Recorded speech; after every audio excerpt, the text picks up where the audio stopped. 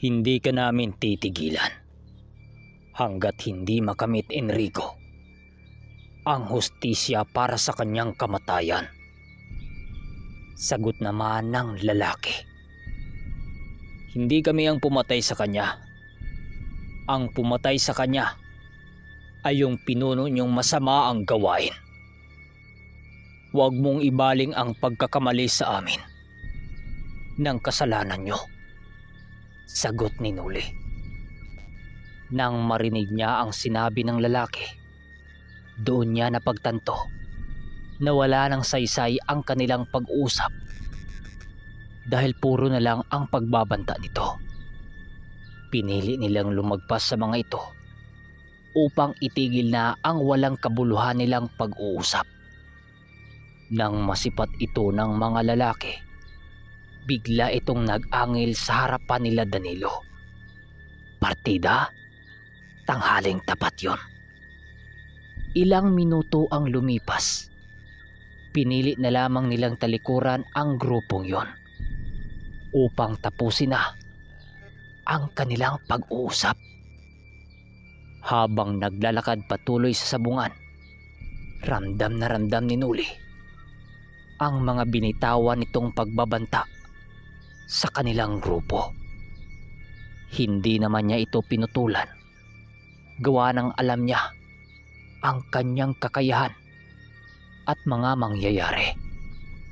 Kung sakaling manghas ang mga ito, nasaktan ang kanyang mga kasama at kaibigan. Panatag naman ang isipan niya, gawa ng nasa tabi lang niya ang presensya ng mga diwata. Mabibigyan siya nito ng tulong kung sakaling maharap siya sa panganib. Sa pagdating nila Noli sa sabungan, tanging pakikiramdam na muna ang kanilang ginawa. Ang akala nila, purong mga dayong galing sa bayan lang ang makakarap nila. Pero nagkakamali sila. Dahil nung pagpasok nila sa sabungan, may mangilan-ngilang nakatitig sa kanila ng masama, na parabang may galit ang mga ito sa kanilang grupo. Maya-maya pa, may lumapit sa kanila na 3 lalaki na nag-alok sa kanilang 2 mga panabong. Alam ni Noling hindi ordinaryo ang mga sabungerong ito dahil sa kakaibang presensya niyang nararamdaman dito. Maaring naghintay lamang ang mga ito sa kanilang pagdating na may magagawing mga sabungero na may karga-karga ding tangan sa lugar. Paglapag ni Noli ng kanyang tandang sa lupa, napansin niyang dumura sa kanyang harapan ang lalaking nakasombrero ng salakot na may hawak-hawak ding panabong. Doon napagtanto ni Noli na doon pa lang sa parada sinusumpa na siya. Pero hindi alam ng kalaban ang kaya niyang gawin dito. Malaki ho yung sa inyo eh. At isa pa, mataas yan kumpara sa amin. Wala na bang iba dyan? Yung patas lang naman sana. Wika ni Noli sa lalaki. Nang marinig ito ng lalaki, bigla naman itong tumayo. Sabay kuha ng isa nitong panlaban na hinawakan ng isa sa mga kasama niya. Oh, ito. Huwag mong sabihing maginarte ka na naman. Sagot nito sabay bagsak ng kanyang tandang. Pero halos walang pinagkaiba ang pangalawa nitong kinuha. Kung nag-aalangan kayo, sige, ilologro namin ang taya. Pagpupumilit ng lalaki. Dahil sa mga sinasabi nito, doon na pagtanto ni Noli na maaring may ibang pinaghugutan ng lakas ang mga lalaking ito. Hindi kalaunan, pumayag nga sila Noli sa labanang yon. Habang inaayos niya ang mga gamit na ikakabit sa tarik, ramdam na ramdam nilang 2 ni Danilo ang mga pinakawalang inkantasyon ng mga ito. Nakakabingi ang mga ito at doon nila nalaman na gamit yun sa kaliwa. Pagkatapos nilang maayos ang tari, tumungo na nga sila bandang Rueda. Nagkataon kasing mayroon pang naglalaban, kaya kailangan nilang maghintay na matapos ito. Pero biglang natigilan si Nuli nang masipat nila ang lalaking kanilang makakalaban na nakatayo sa gitna ng ruweda. Maaring bago matapos ang kanilang pagkakasa, may ibang sabongero nang nakalaban ang mga ito. Pagbitaw ng lalaki sa manok nito, ay biglang kinabahan sila Danilo dahil 2 talon lang ang ginawa ng manok nito. Nangisay kaagad ang kalaban nila. Par, nakita mo yun? 2 salpukan lang, kaagad namatay ang kalaban. Grabe naman yun. Paano na itong sa atin? Di hamak na mas malaki pa yung kanila. Bulong ni Guyo sa kanya. Halatang takot na takot.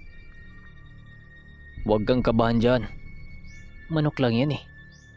Kung mananalo sila, idiswerte nila. Pero kung hindi, tayo ang swerte. Sagot naman ni Nuli, at kasabay nito ang pagpasok nila sa loob. Pagpasok nila sa ruweda, naroon pa din ang lalaking lubaban kanina. Dahil sa may kalakihan ang manok ng kalaban, kaya hindi mamayaw ang mga tao na doon sa kalaban pumusta. Kaya ang pumusta sa panlaban nila Nuli, napilitang tumanggap ng lugruhang pusta. Dahil halos naging kalahati ang logro. Kumbaga, ang nakapusta sa magandang panlaban, 100%. Tapos ang napapanig sa wala, ang 50% lamang. Naging pabor yun sa pangkat nila Nuli kung sakaling mananalo sila. Maya-maya pa, gumitna na ang 2 may dalang manok. Kagaya ng nakagawian ni Nuli, hindi niya pinatapak ang tandang sa lupa kapag ito'y hindi ang huling lapag para lumaban. Nagtataka naman ang mga tao sa lugar kung bakit ganon ang estilo ni Nuli. Kaya ang nangyari, kinakailangan pa ng mga kalaban na gumamit ng isa pang manok. Ang inakala ng mga tao na suntok sa buwan ang pagpusta nila sa manok ni Nuli ay kabaliktaran ang nangyari. Dahil sa unang sangkaan ng mga ito ay talagang nangingibabaw ang tandang ni Nuli. Halos hindi noon makasabay ang bilis sa kalaban na para bang kinukontrol ng kung anong nilalang. Si Nuli noon, panay lang ang pagpapakawala ng mga dasal upang magabayan ang mga aninong ginamit niya na tumulong sa kanyang tandang para patayin ang kalaban. Nanlaki ang mga mata noon ng kalaban dahil hindi nito lubos akalain ang ipapamalas ng tandang ni Nuli. Ang akala kasi ng mga ito, magagawa nilang makontra ang anumang dalang karga nitong taong yon. Hindi nakaryo ng sentensyador ang manok dahil halos pinaliguan ito ng makamatay na atake. Nang mapagtanto ng sentensyador na patay na ang kalaban, tinangkapan itong buhatin ang manok ni Nuli, pero nung mahawakan niya ito ay bigla nitong nabitawan ang manok habang gulat na nakatitig kay Nuli. Maya-maya pa, pasimple itong lumapit sa kanya at marahang nag-uwika ng, "Nagbabalik ka na pala. Maraming nag-abang sa'yo sa iyong pagbabalik. Mag-ingat ka dahil nasa paligid lang sila." Wika ng lalaki, sabay talikod sa kanya. Napapansin din niya ang inerehiyang nakapaloob sa medalyon nitong suot-suot. Matapos nun, kaagad ipinakuha ni Nuli ang manok sa kasama niyang si Lito.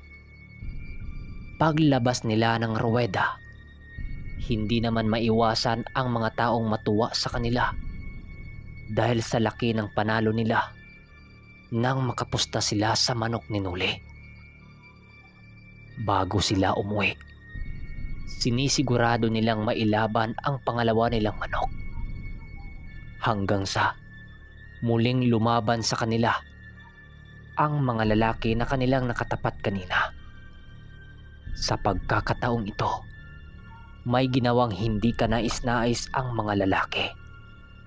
Pagharap ni Nuli sa lalaki, harap-harapan niya itong kinumpronta ng, "Siguraduhin niyo lang na tatalabi ang laso niyong nilalagay sa tari niyo. Dahil kung hindi, magaya lang kayo sa una nating laban." Matapos niya itong sabihin sa lalaki, ngumisi lang naman ito na para bang nasasayan pa ito sa kanyang mga narinig. Sa pagkakataong ito, hindi na nagdalawang isip na lapatan niya ng kabal ang pambato niya. Dahil sa lason ang sandata ng kalaban, kapag tumalab ang tari nito sa kanyang pambato, magre-resulta ito ng maagang pagkamatay ng kanyang pambato. Maya-maya pa, kampante naman niyang binitawan ang manok na may espiritual na karga. Sa unang atake nito, ang kalaban ang nangingibabaw sa dalawa. Alam ng kalaban na sila ang magwawagi sa huli dahil sa nasipat nila ang ilang ulit na pagtama ng bulang sa katawan ng tandang ni Nuli. Pero ang hindi nila alam, mga paningin lang nila yon. Matapos kasing magpakawala ng mga patama ang kalaban, ay ang pagganti ng kay Nuli. Nang makatuka ito, hindi na nito pinakawalan pa ang kalaban hanggang sa mangisay ito.